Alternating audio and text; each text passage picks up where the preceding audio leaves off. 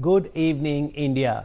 चलिए अब भारत की अर्थव्यवस्था की बात करते हैं। आज का दौर ग्लोबल इकोनॉमी का दौर है और इसलिए विश्व भर के जो अन्य देश हैं उनकी इकोनॉमी से भारत भी अछूता नहीं है। ऐसे में भारत की स्थिति क्या है, इस पर चर्चा करने के लिए हमारे साथ हैं रुचिर शर्मा। आप एक इकोनॉमिस्ट हैं, ग्लोबल थिंकर हैं, राइटर हैं। बहुत बहुत स्वागत है आपका कार्यक्रम में। थैंक यू वेरी मच, धन्यवाद। रुचिर, सबसे पहले तो आपकी पुस्तक से शुरू करना चाहेंगे। आपने ये जो हाल ही में किताब लिखी है the rise and fall of Nations, जिसमें आप कह रहे हैं कि अलग अलग जो नेशंस हैं, खासतौर पे इमर्जिंग मार्केट्स के, उनको आपने कहा है कि 10 रूल्स हैं कि वो कहाँ इस समय खड़े हैं। तो भारत की क्या स्थिति है? मैंने क्या किया है इस किताब में, that I try to identify what are the 10 most important factors that you should watch for to see which nations are good, average और अगली। कौन से देश हैं जो आज की स्थिति में गुड और एवरेज या अगली उनका प्रोग्नोसिस है। और मेरा कंक्लूजन है कि भारत इसमें गुड कैटेगरी में है। तो मैंने सारे 10 रूल्स अप्लाई करे हैं और बोला है कि अगले 5 से 10 साल के लिए इंडिया के जो प्रोस्पेक्ट्स है compare to other countries, India के प्रोस्पेक्ट काफी गुड लगते हैं। तो थोड़ा बताइए रुचिर, कौन से ऐसे रूल्स हैं जिस पर भारत खरा उतरा है और अच्छा है? हाँ, देखिए, सबसे तो इम्पोर्टेंट बात जो हुई है इस सरकार में कि महंगाई कम हुई है। क्योंकि अगर आप देखेंगे चाइना का एग्जाम्पल देख लिए, उसके पहले कोरिया, ताइवान का, कि जब उनकी बहुत हाई इकोनॉमिक ग्रोथ थी, वो तो those Nations grow at 10% a year for many years, उनका इन्फ्लेशन बहुत ही लो रहा। और इंडिया में सबसे खराब बात ये थी कि 2009 और 2015 के बीच में हमारा इन्फ्लेशन बहुत हाई था। And that was something which was a real problem because no boom is able to sustain itself with very high inflation. तो ये इन्फ्लेशन कम हुआ है, इसका मुझे सबसे अच्छा लगता है as far as India is concerned. दूसरी बात यह है कि जो हमारा कर्जा है वो काफी कम है।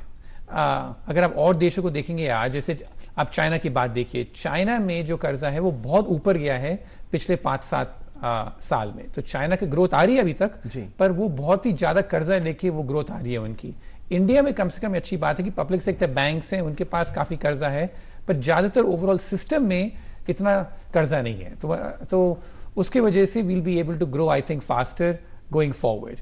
और जो तीसरी बात है कि जो रुपये की कीमत है वो काफी कंपेटिटिव है हमारे एक्सपोर्ट्स के लिए या कैपिटल इनफ्लोज लाने के लिए रुपये को काफी सस्ता होना चाहिए। और 67 लेवल जो है हमारा डॉलर के खिलाफ, आई थिंक दैट उससे हमारी एक्सपोर्ट्स इतना अच्छा नहीं कर रहे, पर फिर भी रुपये का लेवल है वो काफी कंपेटिटिव है जी। तो मेरे ख्याल से ये 3-4 रूल हैं जिस पर इंडिया काफी ठीक करता है।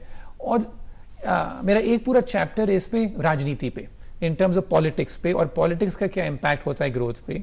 और इसमें मेरा कहना है कि जो पिछले 2 साल में मोदी गवर्नमेंट ने करा है, अब काफी लोग हैं जो बोलते हैं कि जितना कर सकते थे उतना नहीं हुआ, पर फिर भी जब बहुत और देश हैं वहां पर पॉपुलिज्म इंक्रीज हो रहा है और वो काफी रिफॉर्म नहीं कर रहे। कम से कम हमने यहाँ पर थोड़ा बहुत इंक्रीमेंटल रिफॉर्म तो करा है। आपने अभी काफी लंबा सेशन करा जीएसटी पे, कम से कम ये चीजें इंडिया में हो रही हैं। अगर आप और काफी देश देखेंगे, इनमें ये चीज बिल्कुल हो ही नहीं रही है इस टाइम, क्योंकि सब में जैसे काफी कंट्रीज हैं वेस्ट में, वहां पर कोई रिफॉर्म की चर्चा नहीं हो रही, क्योंकि वहां पर इनइक्वालिटी बहुत ही बड़ा मुद्दा बनकर आया है। पर रुचिर, अगर भारत में देखें, जैसे भारत सरकार मेक इन इंडिया कार्यक्रम लेकर आई है, आपको लगता है आने वाले समय में अगर अर्थव्यवस्था सुदृढ़ करनी है तो भारत ज्यादा फोकस मैन्युफैक्चरिंग में करे, या आपको लगता है नहीं, भारत एक सर्विस इकोनॉमी है, कहीं ना कहीं सर्विसेज में ही बेहतर होगा? नहीं, इस पे मेरे ख्याल से मेरा काफी क्लियर है, जो मैं किताब में कहता हूं कि अगर हमें जॉब्स क्रिएट करने हैं इंडिया में तो मैन्युफैक्चरिंग पर हमें फोकस करना पड़ेगा। अब ये काफी मुश्किल बात है क्योंकि आज पूरी दुनिया में ग्रोथ काफी लो है, एक्सपोर्ट्स अच्छा नहीं कर रहे, काफी देशों में एक्सपोर्ट्स गिर रहे हैं और इंडिया में भी गिर रहा है। पर फिर भी अगर हमें जॉब्स क्रिएट करने हैं तो मैन्युफैक्चरिंग पे हमें काफी फोकस करना पड़ेगा, क्योंकि सर्विस सेक्टर में इतना जो जॉब क्रिएशन है वो नहीं होता। और इंडिया में अभी सबसे बड़ा मुद्दा यही है कि इकोनॉमिक ग्रोथ तो फिर भी ठीक है, पर जॉब्स अभी इतने सारे क्रिएट नहीं हो रहे। तो मैन्युफैक्चरिंग में हमें एम्फेसिस करना पड़ेगा। और अब देखिए दुनिया में क्या हो रहा है कि चाइना जो है, चाइना का जो एक्सपोर्ट मार्केट शेयर है for the low end goods, उस पर काफी घट रहा है। But the countries which are benefiting from that are Vietnam, Bangladesh, Cambodia, वो बेनिफिट अभी तक इंडिया को नहीं आ रहा। भारत के एक्सपोर्ट्स क्यों नहीं बढ़ रहे? हाँ, क्योंकि मेरे ख्याल से यहाँ पर काफी कॉम्प्लेक्स इशू है। एक तो एक्सपोर्ट्स का पूरा माहौल खराब है दुनिया में, पर दूसरी बात है हमारा इंफ्रास्ट्रक्चर कि जो कंट्रीज हैं वहां पर infrastructure is much better in terms of taking the exports from the factories to the ports outside. और दूसरी बात हमारी लेबर लॉज हैं।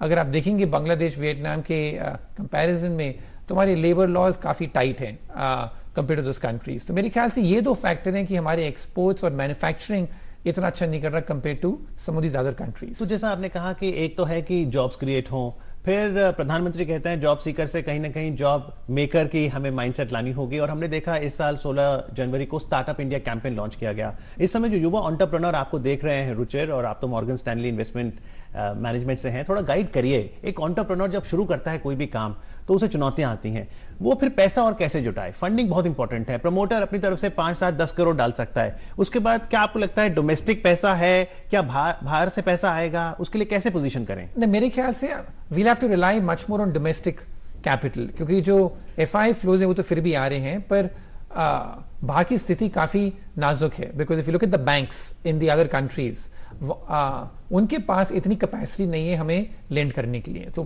पिछले डेकेड जो काफी पैसा आया था इंडिया में, that came from banks lending to countries like India. Cross border lending काफी ऊपर गई थी, अब वो नहीं हो रहा क्योंकि वो बैंक्स वेस्टर्न बैंक्स हैं, they facing their own problems. तो we'll have to rely much more now on domestic capital to grow. तो मैंने किताब में काफी लंबा इस पे लिखा है that we are now in an era of deglobalization, कि 1980s 1990s और पिछले डेकेड में ग्लोबलाइजेशन था बज़वर्ड।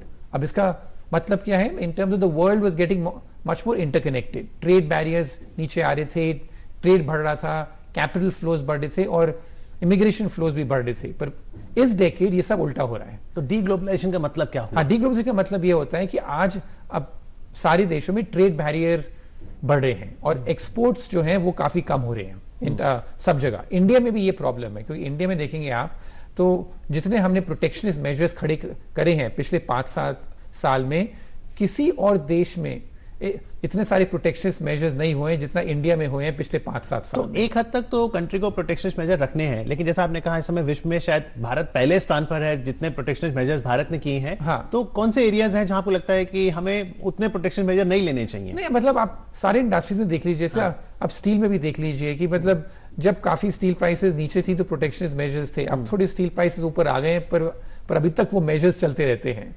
तो मेरे ख्याल से इंडस्ट्री बाय इंडस्ट्री ये ब्रॉड प्रॉब्लम है कि इन सब इंडस्ट्रीज में इतना प्रोटेक्शनिस्ट मेजर्स रखने की जरूरत नहीं है मुझे अभी, और इससे हमारे इन्फ्लेशन और कम नहीं होगा। अगर हम इतने सारे प्रोटेक्शनिस्ट मेजर्स रखेंगे तो इंपोर्ट प्राइसेस इतने कम नहीं होंगे और इसलिए हमारा इन्फ्लेशन और भी कम नहीं होगा। तो आप ये कह रहे हैं कि बाहर के देशों के बजाय हम डोमेस्टिक कंजम्पशन पे फोकस रखें। तो जब हम मेक इन इंडिया कहते हैं, we should make in India for consumption in India first. हाँ, मेरे ख्याल से ये काफी करना पड़ेगा, पर फिर भी जैसे मैंने आपको पहले कहा कि कुछ नेशंस हैं अभी लाइक वियतनाम, बांग्लादेश, जो अभी तक एक्सपोर्ट कर पा रहे हैं, हम नहीं कर पा रहे क्योंकि हमारे इंफ्रास्ट्रक्चर, लेबर लॉज काफी स्ट्रिक्ट हैं। But the main focus in India has to be that we have to take into account that अभी deglobalization का माहौल है, so we have to rely more on the domestic market to grow rather than the foreign market. Ruchir, आप तो global thinker हैं, आप तो बहुत ट्रैवल किया है आपने, तो डेवलप्ड इकोनॉमीज पे बहुत चर्चा होती है, अमेरिका, यूके, बट आपका ये मानना है कि इमर्जिंग मार्केट्स भी बहुत सिग्निफिकेंट हैं। तो आपको लगता है कि जो ड्यू रिकॉग्निशन मिलनी चाहिए अब इमर्जिंग मार्केट्स को, चाहे भारत हो, चाइना, रशिया, इनको मिल रही है? नहीं, मिल तो रही है, पर I think we have to look at each country individually. हर मतलब देश का, जैसे हम ऐसे बात करना चाहते हैं दैट डेवलप्ड वर्ल्ड ऐसा है, इमर्जिंग वर्ल्ड ऐसा है, ऐसी बात नहीं है। जैसे आप डेवलप्ड वर्ल्ड में देखेंगे, और मैंने किताब में भी कहा है that there are some developed countries, United States को देख लीजिए, जर्मनी को देख लीजिए, which are doing rather well, उनकी स्थिति काफी ठीक है। ऑन द अदर हैंड अगर आप देखें, फ्रांस का देखें, इटली का देखें और जापान का भी देखें, इनकी स्थिति काफी खराब है। तो डिस्टिंग्विश करना पड़ता है। इमर्जिंग मार्केट्स में भी ब्राजील, रशिया, ये जो इकोनॉमीज हैं जो काफी कमोडिटीज पर डिपेंडेंट है, इनका आउटलुक मेरे ख्याल से अगले 5-10 साल में मुझे कुछ ज्यादा अच्छा नहीं दिख रहा। पर मुझे कॉन्ट्रडिक्टरी लगता है। आप एक तरफ कहते हैं मान लीजिए ब्रिक्स उतना शायद आउटकम बेहतर ना आए, फिर आप कहते हैं कि डी ग्लोबलाइजेशन हो रहा है, वहीं पर आप कहते हैं कि अगर हम फेसबुक, गूगल, Amazon, Netflix का देखें जो कारोबार हुआ है वो बहुत अच्छा हुआ है और इन्होंने तो देश को जोड़ा है। हाँ। तो क्या एक विरोधाभास है, कॉन्ट्रडिक्शन है? हाँ, मतलब थोड़ा that this is the way globalization is morphing. Yes. That globalization as we knew it, वो एरा खत्म हो गया है। तो इन टर्म्स ऑफ ग्लोबलाइजेशन जो जिसका मतलब हम समझते थे कि ट्रेड और होगा देशों के बीच में, पैसा और जाएगा देशों के बीच में, वो नहीं हो रहा, प्रोटेक्शन मेजर्स बढ़ रहे हैं। हाँ एग्जैक्टली, प्रोटेक्शन मेजर्स बढ़ रहे हैं और जो वेस्टर्न बैंक्स हैं उनकी स्थिति काफी नाजुक है, तो they not able to lend so much to emerging markets, और जो इमिग्रेशन फ्लोज भी हैं वो भी कम हुए हैं। तो that was the classic interpretation of globalization, और उस पे काफी अब काफी सेटबैक्स हुए हैं। पर थोड़ा ग्लोबलाइजेशन इंक्रीज हो रहा है इन अ डिफरेंट फॉर्म, जैसे आपने बताया जो मैंने किताब में लिखा कि गूगल, फेसबुक और जो इंटरकनेक्टेडनेस वर्ल्ड में, दैट इज इंक्रीज्ड। और दूसरी बात है टूरिस्ट फ्लोज, और ये इंडिया में भी देखिए कि जितने टूरिस्ट अब बाहर जाते हैं इंडिया से, that is at an all time high. और ये चाइना से भी जाइए, अगर आप जापान में जाइए, थाईलैंड में जाइए, देन यू विल फाइंड कि ट्रेन में भी अब अनाउंसमेंट चाइनीज में होते हैं, क्योंकि इतने सारे चाइनीज टूरिस्ट उन जगह में घूम रहे हैं। बट नेट अगर आप पिक्चर देखें तो डीग्लोबलाइजेशन मेरे ख्याल से काफी अभी उसका इफेक्ट ज्यादा है compare to these other factors which are joining nations. और आपको लगता है डीग्लोबलाइजेशन के हिसाब से भारत अच्छी स्थिति में है, क्योंकि हम तो 125 करोड़ की आबादी वाले देश हैं, तो डेमोग्राफिक डिविडेंड है, कंजम्पशन यहाँ बहुत होगी, टैलेंट है, स्किल है, तो it will work in our favour? हाँ बिल्कुल। तो मेरे ख्याल से जो भी कंट्रीज अभी जहां पर लार्ज डोमेस्टिक मार्केट है वो अभी उनके फेवर में है। पर ये फिर भी मेरा ये कहना है that unless export growth really picks up, हम 8-10% जो ग्रोथ को एस्पायर करते हैं वो नहीं कर पाएंगे। तो एक्सपोर्ट्स में विच सेक्टर्स? जनरली ओके, पर आई एम सेइंग दैट जो भी माहौल है इंटरनेशनली वो इतना वीक है that export growth will not be able to do well anywhere there. तो पर जिस तरह ऑयल के दाम बढ़े हैं तो हमारा करंट अकाउंट डेफिसिट तो कम हुआ है, उसका लाभ भारत को नहीं मिला।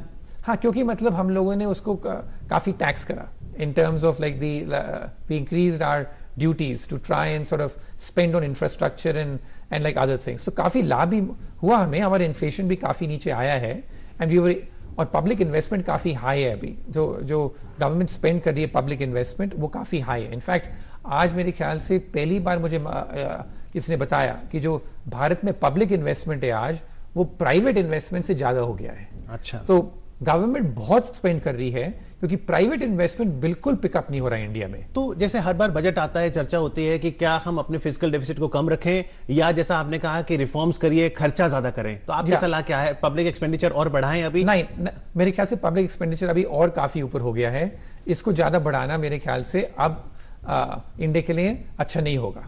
और दूसरी बात, मुझे जैसे मैंने किताब में काफी लिखा है कि मेरा पब्लिक सेक्टर रिफॉर्म्स इस कंट्री में हमने अभी तक नहीं करे हैं। जैसे आप इंडिया की स्थिति देखिए, जो बैंकिंग सेक्टर है, बैंकिंग सेक्टर में 70% of the share of the banking sector is controlled by public sector. Right. अब कोई भी देश नहीं है दुनिया में जहां पर पब्लिक सेक्टर का शेयर इतना हाई है। पर जब 2008 में ग्लोबल रिसेशन आया, लोगों ने कहा कि भारत को उसका झटका इसलिए नहीं लगा क्योंकि इतना बड़ा शेयर पब्लिक सेक्टर बैंक का था, नेशनलाइज्ड बैंक्स थे। मेरे ख्याल से वो रॉन्ग एनालिसिस था। अच्छा। अगर आप मतलब 8-9 साल बाद आज देखिए, इंडिया में सबसे बड़ी प्रॉब्लम एक है कि जो ग्रोथ है पब्लिक सेक्टर बैंक्स की वो काफी कम है, एंड वो ज्यादा क्रेडिट नहीं दे पा रहे क्योंकि उनके बैलेंस शीट्स पे इतने खराब लोन बैठे हुए हैं, एनपीए काफी हैं। हाँ। लेकिन अब जब हमने देखा है डिफरेंशियल लाइसेंसिंग सिस्टम लेकर आया है आरबीआई, 1 जनवरी से तकरीबन 10 नए स्मॉल फाइनेंस बैंक आ जाएंगे।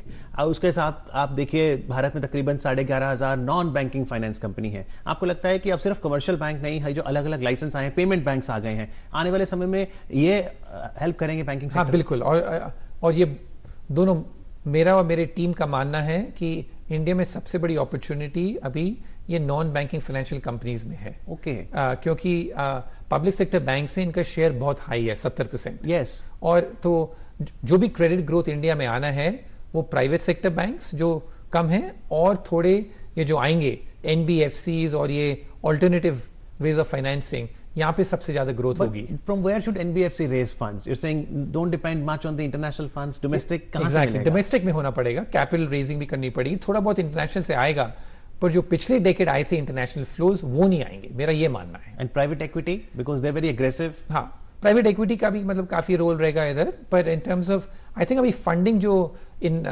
नॉन बैंकिंग फाइनेंशियल कंपनीज के है, काफी फंडिंग इनके लिए अभी अवेलेबल है। तो सबसे ज्यादा ग्रोथ सेक्टर मुझे इंडिया में ये अगले 3-5 साल के लिए ये NBFCs दिख रही हैं अभी। चलते चलते final question, based out of New York, do you think an investor today is optimistic about India? Yes, I think that अगर आप मुझे पूछेंगे तो मेरी किताब में भी एक पूरा रूल है मेरे एंड में कॉल्ड द हाइप रूल, और इसमें मेरा यह है कि अगर किसी कंट्री में थोड़ा ज्यादा हाइप है then you have to be a bit cautious, क्योंकि एक्सपेक्टेशन ज्यादा हाई होते हैं जी। तो जैसे मैंने इंडिया में भी लिखा है that this is a country that has consistently disappointed the optimists and the pessimists. Right. India की ये हिस्ट्री है कि जब हम समझते हैं कि इंडिया अगला चीन बनने वाला है तो कुछ हो जाता है to pull India down. On the other hand जब लगता है कि इंडिया में कोई क्राइसिस होने वाली है, जैसे 2013 में लग रहा था इसी टाइम अगस्त में, तो कुछ हो जाता है where the country begins to recover on its own. तो इंडिया का पाथ काफी स्टेडी है and I think that's the reason why investors like India. तो इसमें ज्यादा वॉलिटिलिटी नहीं है, इसमें स्टेडी पाथ है इंडिया में, एंड सो देयरफॉर मैंने किताब में भी लिखा है कि अगले 5 साल में इंडिया के प्रोस्पेक्ट्स काफी गुड हैं, पर ये जो पूरा माहौल है ये काफी डिफिकल्ट और चैलेंजिंग माहौल है, क्योंकि अभी डीग्लोबलाइजेशन का चल रहा है। So I think that we have to keep that in mind कि ये काफी डिफिकल्ट कंडीशंस हैं, पर इसमें इंडिया का काफी स्टेडी 5-6% स्टेडी इकोनॉमिक ग्रोथ आ सकती है। बिल्कुल सही। वित्त मंत्री ने पिछले दिनों कहा था कि पहले ऐसे होता था कि साल 2 साल में कोई बड़ी खबर आती थी, वॉलेटिलिटी होती थी जिसका असर भारत में पड़ता था। अब तो हर दिन कोई ना कोई खबर है, चाहे ब्रेक्जिट की हो या आने वाले अमेरिका इलेक्शंस की, सब पे निगाहें रखनी होंगी। लेकिन फिर भी you given me very good cue to end our conversation that investors like India and to help us put into perspective the Indian economy. Ruchir Sharma, thank you so much. Thank you very much.